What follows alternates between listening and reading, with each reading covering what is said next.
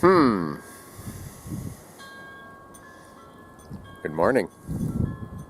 So it's funny how luck works.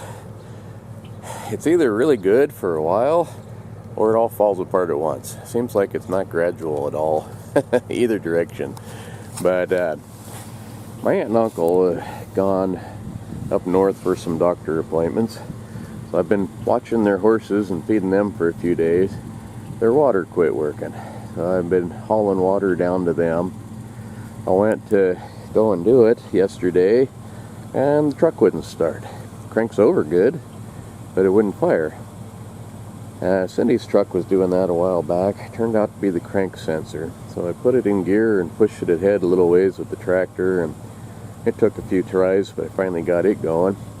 Started right up today, but I don't trust it. It's done that twice now. And then Cindy's truck, I think the battery in it's bad.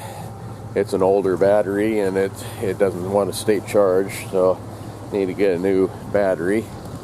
And then got back home with cousin Greg and realized that one of these little rollers here is missing. That one right there. I'll have to get a new one of those. I don't think we did that. It could have been, but when I went up the mountain with Greg and Jeff, we hit a really big rock. I bet that cracked it then, and it finally just came off. But it's hard to say. But anyway, then I went to, like I said, it all kind of snowballs. It gets bigger and bigger as time goes down, as it goes by. But went to leave Uncle Bill's house here just now after filling up the water tank and feeding them, and I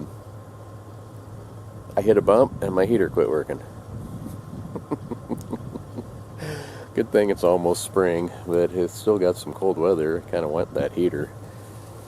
So I guess I'm off to the auto parts store to get a crank sensor. My check engine light is on, so hopefully they can test it for me. They advertise free testing. But I think it's a crank sensor probably, and see what a heater blower costs, or might be the switch. I'll have to look into that too. I don't know. But anyway, always something. At least the blizzard quit. It was really coming down there for a little while. It had never really collected very much. We got an inch and a half, and then it all melted off again. Today there's a little skiff here and there, but it ain't too bad. Well, back I go to the parts house again after parts. The lady said that her code reader said it was a camshaft sensor. I figured a crankshaft, but she says camshaft. So we went inside and she looked on her computer. It didn't find any camshaft sensor. Nothing at all listed on the computer. And so she called over the other guy and he says, well, it's this one here. It's the crankshaft sensor. That's not what the code machine said, but that's kind of what I figured it probably was too. So I bought the crankshaft sensor, got back home and got looking on the computer at just where it was located. Both of them are in a terrible place. They're way hard to reach. But there is a camshaft sensor and a crankshaft sensor. So I am on the way back now to see if she can't find the camshaft. I don't know. Hopefully that's it. That's what her machine said. I hate to replace the crankshaft one if it doesn't need it. It was $67. Well, I probably should just replace them both, depending on what this camshaft one costs. I might keep it anyway and just replace both of them. Cindy's truck battery that I'm in right now, it needs replaced too, so I'm going to buy her a battery while I'm in town. But anyway, this ain't much of a video, I know, but I've been trying to Cape Hillbillies Challenge. Trying to do one a day, but there ain't much going on today, folks. Just truck problems.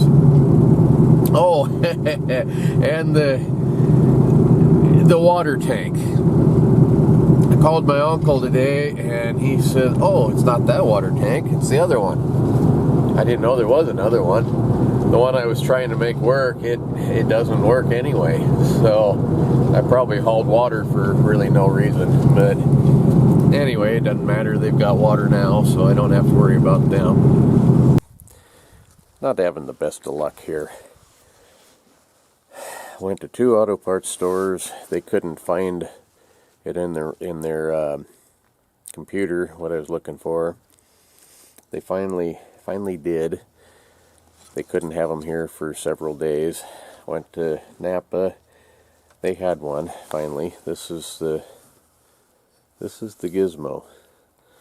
It goes underneath kind of your distributor cap, which is way back under there. Look at that. How am I going to get to that?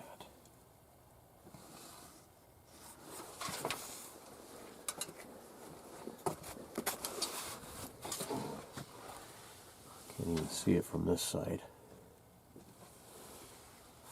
What a bad design. I mean, that thing, I don't know how well you can see that. That comes out probably more than a foot over the back of the engine.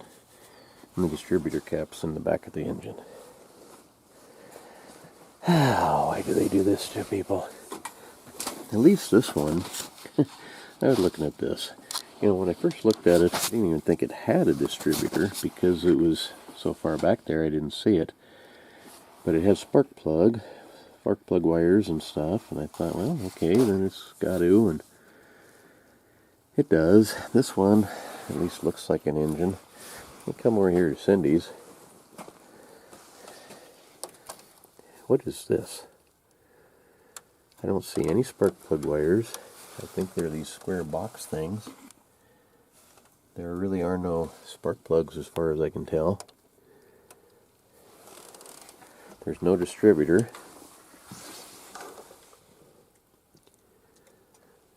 No carburetor, of course. It's all fuel injected on both of these. You know, for lots and lots of years, engines were pretty simple. I could fix just about any of them. Not anymore. Well, anyway, I gotta figure out, oh, and the other thing, her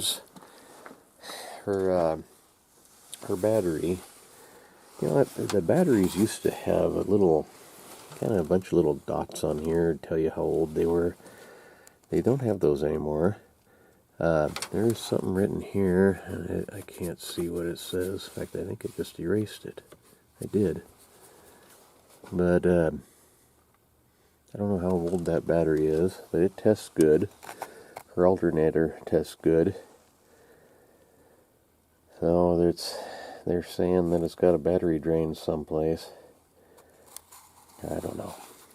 Fun stuff. I guess fix one at a time. I'm going to have to take the air cleaner off, which I need to anyway. Pull the distributor cap and see if I can't reach in there and do this. But, man, what a nightmare. And I should have bought a new cap and rotor while I was doing it, because I don't want to have to do this again anytime soon. I'll probably end up actually doing it tomorrow anyway. Okay, now I am confused. That sure looks like a carburetor to me. I don't know if that's just an intake or what. It's got butterfly valves in it, same as a carburetor. But it's fuel injected also. Yeah, I don't know. I miss the old ones. I've rebuilt quite a few the older engines from scratch. I mean, right down to rings and the whole 9 yards. Takes out the, pistons, rebuild it completely. But these things, I don't know. They boggle my brain.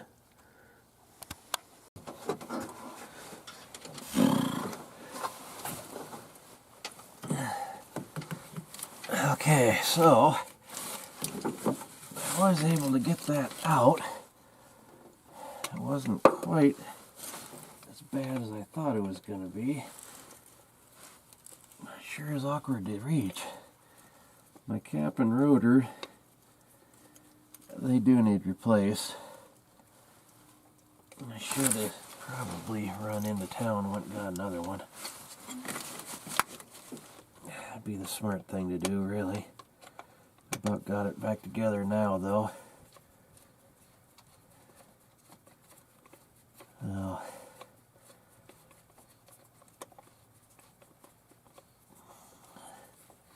Get this thing where it runs again, and I'll have to do that here soon.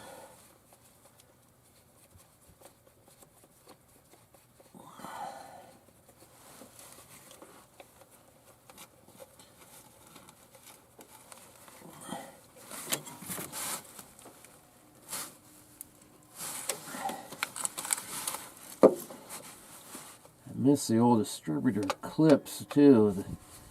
The clips that were on the caps, you could just flip them real easy.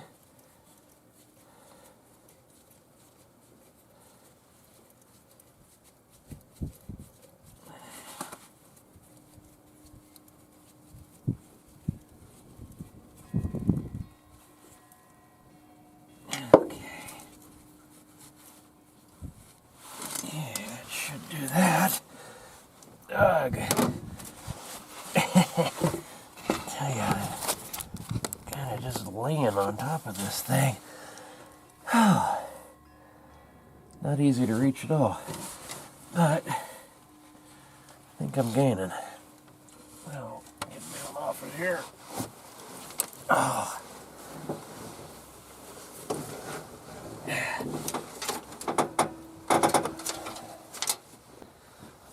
Okay, so that should be back in there. I put the air cleaner back on, hook the battery back up. You know, I just cleaned this too. It's already turned green again. I had it spotless, used baking soda and a wire brush, but it sure corroded up again fast. So this is the gizmo. It looks like it's kind of maybe burnt a little bit. Not much to it.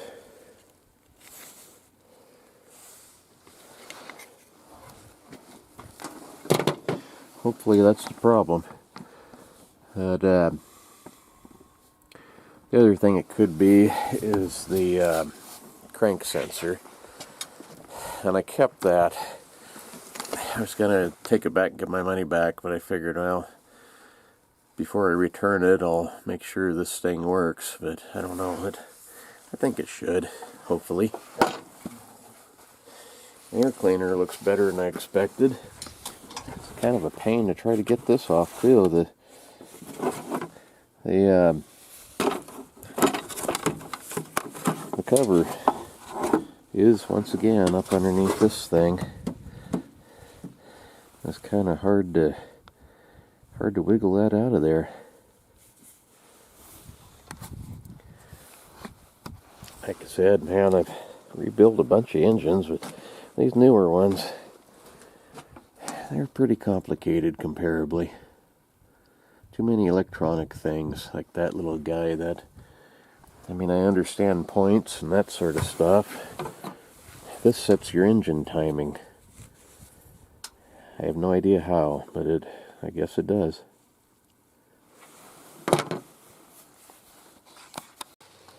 Okay, see if it'll work.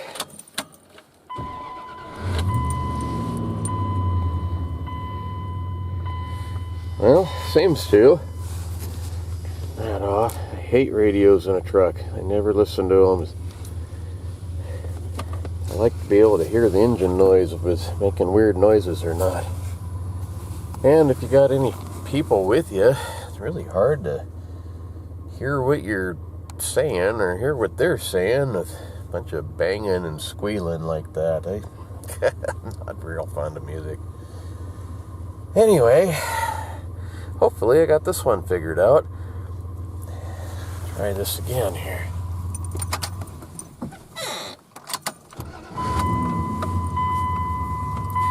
Seems to work. Well, if I can figure out why Cindy's has a battery drain. Anyway, not much of a video, folks, but that's what's going on.